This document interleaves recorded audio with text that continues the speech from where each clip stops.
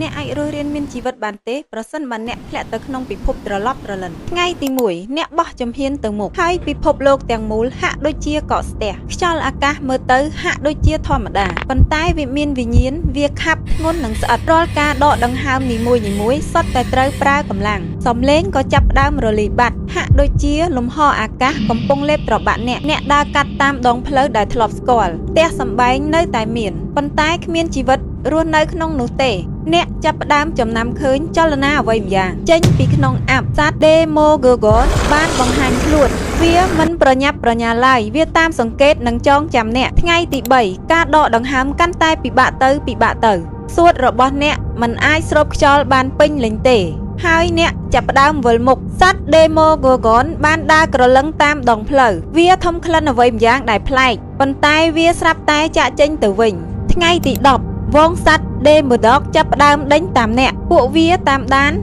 នជើងរបស់អ្នក